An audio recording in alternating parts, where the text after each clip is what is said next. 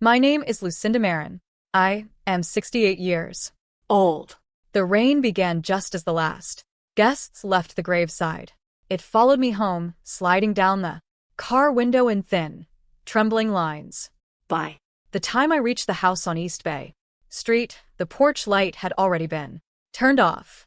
Evan stood inside the doorway, his shoulders rigid, a dark suit hanging loose on him. Beside him, Tessa leaned against the stair rail, scrolling through her phone as if the day had been any other. At their feet sat 3 suitcases mine. I packed what you'll need for a while, Evan said. His voice carried the brittle steadiness of someone repeating a line rehearsed in private. The facility has a waiting list. But Tessa called in a favor. It's cleaner there. Safer. I looked at the suitcases, then at the hallway. Behind him, still smelling faintly of leaves and wet wool. You mean a nursing home? I said. Tessa finally looked up. It's not like that. Lucinda, you'll have people to help with meals, medications. Evan and I can't manage everything right now. You understand? Her tone was soft, practiced. I'd used that same voice once, when Evan was a child, and asked if his father would ever stop drinking before dinner. I can manage this house, I told them. Evan's jaw tightened. It's too much for you now. Dad handled everything. I wanted to tell him his father had handled more than he ever knew. That Robert had prepared for days like this, but I only nodded. Then I'll handle what's left, he sighed, exasperated, and reached for the doorknob. You're making this harder than it has to be. The bags tumbled onto the porch, the sound of metal clasps echoing through the hallway. The rain caught the edges of my coat as I stepped outside. Behind me, the lock clicked. The neighbors' windows glowed faintly. Then, one by one, their lights dimmed, leaving the street in a hush, broken only by the downpour. I stood there until the water soaked through my shoes, the smell of salt and old brick rising from the pavement. When I finally moved, I didn't look back. The key to the laundry room still hung from the hook near the back gate. I took it, wiped it against my sleeve, and pushed the door open. The air inside was warm, humming, with the sound of the old dryer. It would do for the night. I set the suitcases down, sat on the narrow cot, and unbuttoned my coat. Robert's ring, still loose on my finger, caught the weak light. Somewhere in the quiet, the washer clicked off, leaving only the rain. I drew the folded envelope from my pocket, the one he'd left on his desk before the hospital took him. I placed it on the small table beside the bed. The paper had softened from being carried too long, but his handwriting was still clear. Tomorrow I would open it. By morning, my suitcases had been moved again, this time to the small laundry room behind the kitchen. Someone had folded a faded quilt across the cot, as if that small gesture could soften what it meant. Tessa appeared in the doorway holding a notepad. I made a list for you, she said. If you could handle the laundry, maybe light cooking, just until we figure things out. Her voice was syrupy, cautious. I took the paper, though my hands itched to tear it. You're running this house now. She smiled, the kind that hides its teeth. Evan and I just want some order. He has work. The kids. There are no kids here, I said quietly. Only you and my son. The color in her face cooled. She stepped back, tucking the notepad against her chest. Then, let's not make this harder than it already is. Evan passed by a moment later on his way to the garage. Pretending not to see me, he kissed her temple, muttered something about traffic, and disappeared through the door. I waited for the sound of his car before I spoke again. You've wanted this house for a long time, I said. Tessa didn't answer. She straightened a picture frame on the wall, then turned to leave. You should rest, Lucinda. You've been through a lot. When she was gone, I folded the paper and slipped it into the pocket of my robe. The washer thudded through another cycle, its rhythm steady, mechanical, indifferent. Robert's voice came back to Me from that last morning in the hospital. Keep the envelope safe. I Reached for my bag under the cot. the Envelope lay where I'd hidden it. Edges softened from weeks of handling. I set it on my lap and ran my thumb over his handwriting.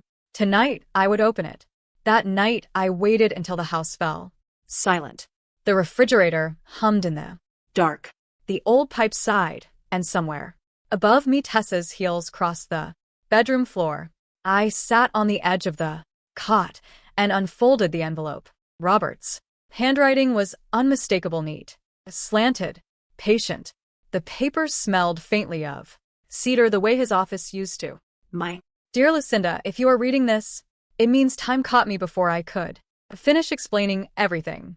You will be safe. 6 months ago, I transferred every account, every property, both the house and the Battery Street townhouse, into your name. The total is approximately $19 million. The bank documents and deeds are in the small safe behind my desk. I know how our son looks at money. Keep quiet and be ready. The letter ended with his initials, pressed so hard the pen tore through the paper.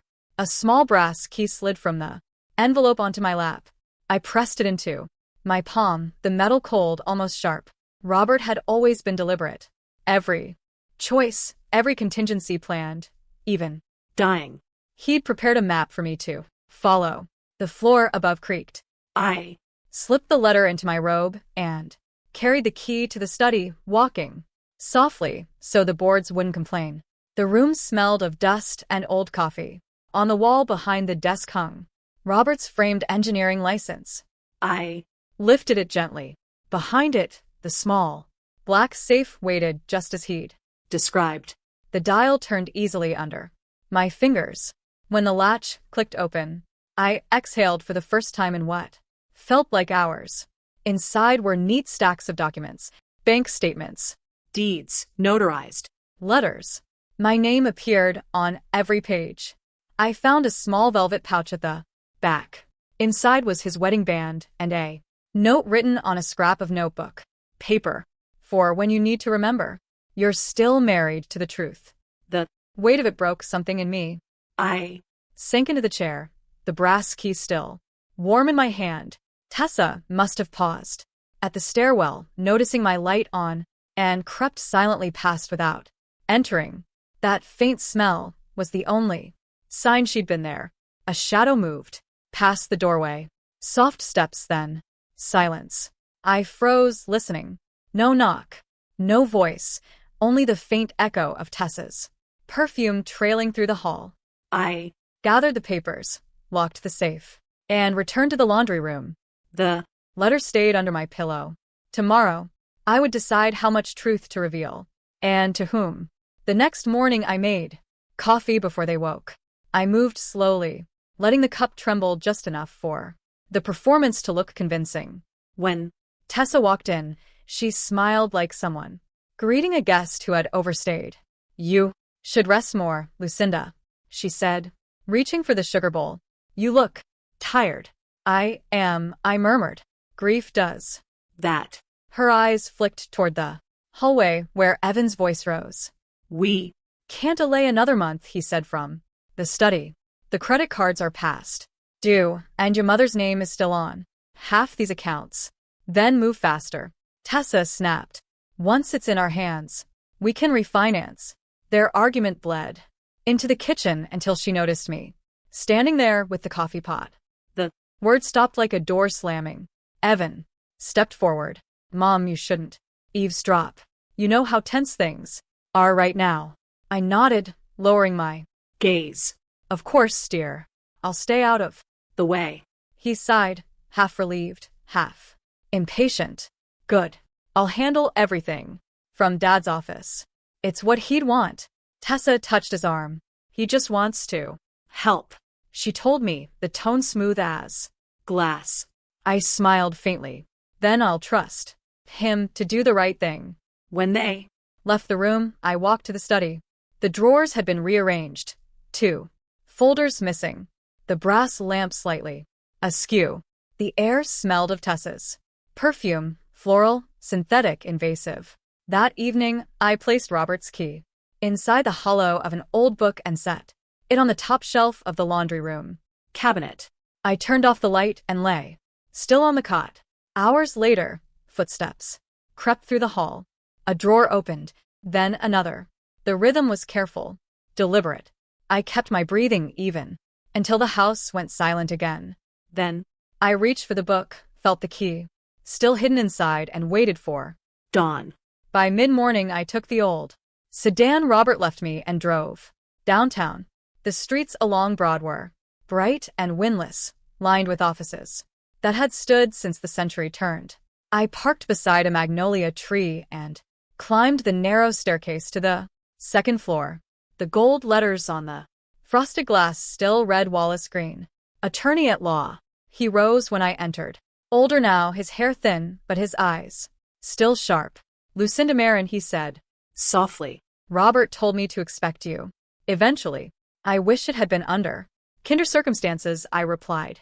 He gestured to the chair across from his desk. He left everything in order. I have the documentation here. He opened a leather folder, laying out neat stacks of papers. Every account, every deed. $19 million in total assets are in your name alone. He changed the filing 6 months before his passing. I looked down at the signatures at my own name, repeated across the pages. He never said a word. Robert believed protection worked best in silence. Wallace leaned back, folding his hands. He suspected your son might act rashly if he knew the truth. He already has. I said, they've been through his files planning to sell the downtown property. Wallace's jaw tightened. Then we'll move before they do. I'll prepare certified copies of every deed and notify the registry. If anyone attempts an unauthorized sale, it becomes a criminal act. His words landed like weight and relief at once. And if they discover, I know he studied me for a long moment, then you do nothing. Let them hang themselves with their own impatience. When they move, first you call me, not before. I folded the papers, careful with the edges. Robert trusted you. I said he trusted your judgment more. Wallace stood and offered his hand. You're the one holding the match. Decide when to strike. Outside, the air smelled of sea salt and smoke from a distant chimney. I pressed the folder to my chest and walked toward the car, the sound of his voice still steady in my ears. If they moved first, I would be ready. I waited until the house emptied before spreading Wallace's copies across the laundry table. The morning light reached only halfway through the window, pale and uncertain. I was halfway through the deeds when the door creaked. Tessa's voice cut through the quiet. What are you doing in here? A faint click from the laundry room door indicated she had been observing. Perhaps, thinking I wouldn't notice, I turned slowly, the papers hidden behind the laundry basket. Folding towels, I said. She glanced at the table, then at me. You were in Robert's office last night. The edge in her voice was sharp, enough to draw blood. I was cleaning it needed dusting. She crossed her arms. You never cleaned in there before. I met her eyes. Steady. You never asked before. Something flickered, doubt or curiosity. I couldn't tell. She leaned closer, lowering her tone. Evan says, you're not yourself. We're worried. I'm grieving. I said that tends to change a person. She waited as if hoping I'd trip over my own lie, then sighed. Just don't go into his files again. There are things in there you wouldn't understand. When she left, I locked the door and slid the papers under the mattress. My hands shook, not from fear but from fury barely contained. That night, through the thin wall, I heard them arguing. She's in the way. Evan, Tessa hissed.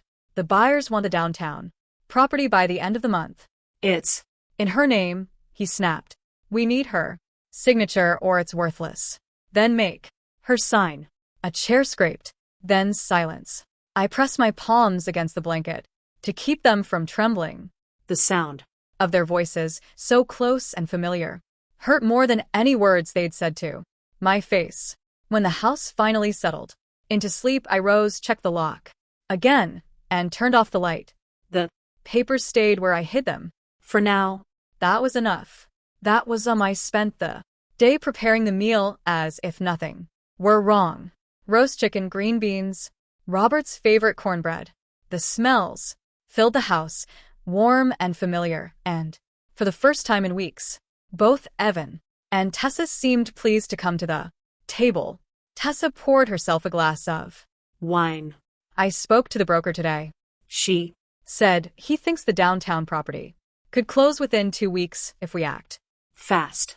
Evan nodded, cutting into his food. It would solve everything: debts, mortgage, the taxes. I set my fork down. You've been busy, Tessa smiled across the table. We just want to keep things running. You shouldn't have to worry about finances anymore. I don't, I said quietly. Not since I met with Mr. Green. Her smile faltered. Evan's fork paused halfway to his mouth. What do you mean? You met with him? He was Robert's lawyer, I said. He showed me something you both seem to have forgotten. I reached for the envelope beside me and placed the documents on the table. The sound of paper against wood cut through the air. Every deed, every account, every property belongs to me. Robert made the transfer 6 months before he died. Evan's face drained of color. That's not possible. It's legal, I said. And notarized. You can read it if you like. Tessa leaned forward, her voice rising. You're bluffing. Robert wouldn't shut his own son out. He didn't shut you out, I said, my tone even. He gave me the choice of what to do with what's his. And now I'm giving you one. Evan's voice broke. Mom, please. One night, I said. You'll decide by morning. Stop the sale. And we'll find a way to make peace. Continue, and I'll have Mr. Green file for fraud. No one spoke. Only the clock ticked above the mantel. I rose, folded the papers, and carried my plate to the sink. Behind me, I heard the clink of a fork falling onto china and Tessa's whisper thin, frightened and small. They had wanted power.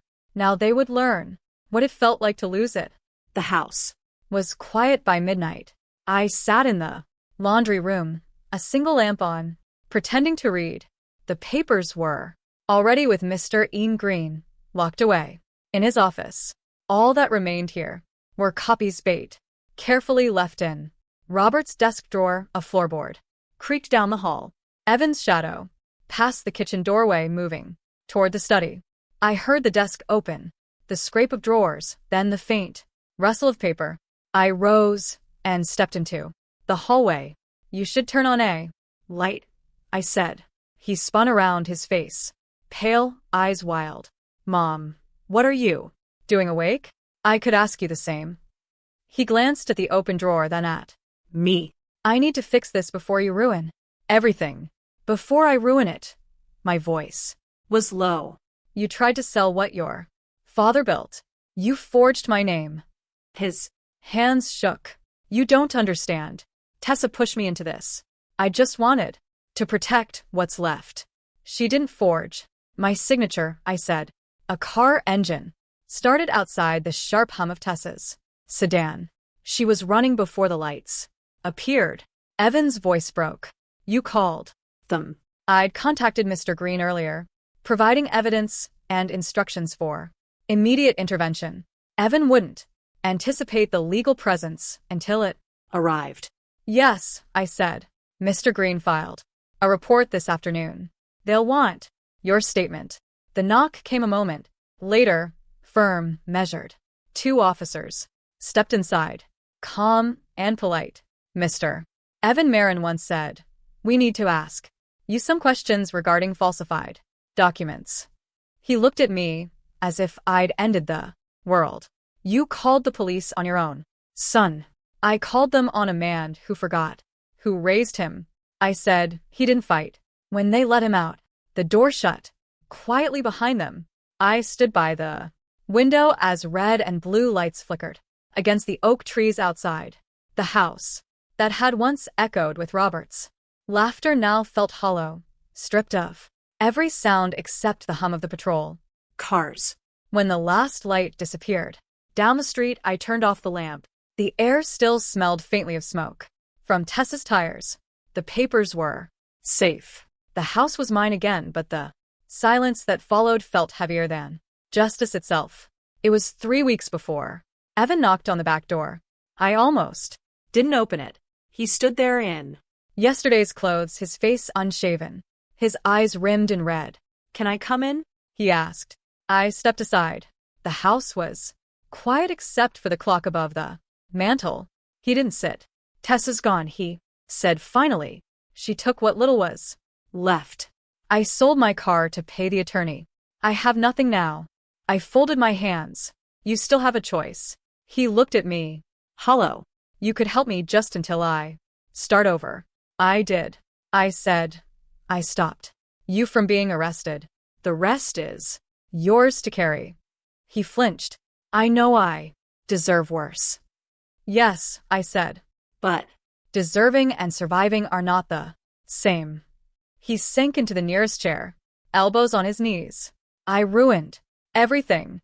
I wanted to fix it and I broke you instead." I walked to the desk and took out a single envelope. "Wallace found a debt counseling program. You'll report to him weekly. He'll monitor your accounts. I'll fund the fees. Nothing else." He stared at the envelope. "You're not saving me."